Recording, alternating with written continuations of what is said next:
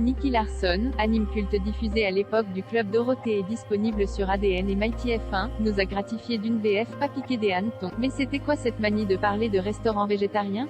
Au début des années 90, la série animée Nicky Larson débarque en France sous l'impulsion du Club Dorothée. Le succès est presque immédiat. En l'espace de quelques mois, le détective privé créé par Tsukasa Ojo devient un véritable phénomène de société. Ce personnage, aussi fin limier qu'obsédé sexuel invétéré, a bercé la jeunesse de toute une génération. Cependant, la diffusion de l'anime a connu quelques difficultés en raison de son caractère parfois très cru, notamment en ce qui concerne les allusions au sexe. La censure sonne et ne craint personne en France. Nicky Larson a connu de nombreuses coups de ciseaux afin d'édulcorer des propos ou des situations parfois scabreuses ou grivoises. Par exemple, des dialogues et des scènes de nudité ont été censurés, le sang purement et simplement supprimé.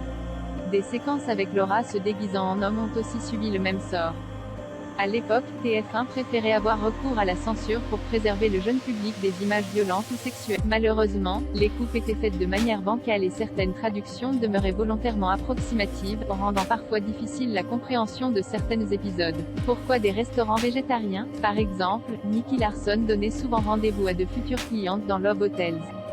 Typiquement japonais, ces endroits sont destinés aux couples. On peut y réserver une chambre à l'heure ou pour une nuit. Ces lieux offrent deux avantages pour les clients, intimité vis-à-vis de l'entourage social et réalisation de certains fantasmes nécessitant des décors et une ambiance spécifique.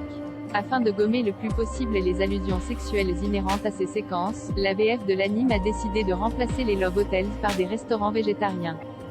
Cela n'avait bien sûr aucune cohérence dans le déroulement de l'histoire et les fans ont toujours été intrigués par ce choix pour le moins cocasse. Ainsi, pour éviter de perturber un public jeune, les situations un peu graveleuses ont été rendues volontairement comiques afin d'effacer le plus possible le côté obscène. La même méthode a été appliquée aux méchants. Les doublages les plus drôles de Nicky Larson, les voix françaises des bad guys devaient prendre un ton débile pour accentuer le potentiel comique, édulcorant la violence intrinsèque de certains personnages. Dans la vidéo ci-dessus, on peut entendre un criminel ordonner à son homme de main de faire bobo à un flic. La VF contourne ainsi des mots comme tuer ou liquider, bien plus explicites et violents. Pour découvrir les épisodes en version originale non censurée, rendez-vous sur les plateformes ADN ou Mighty F1.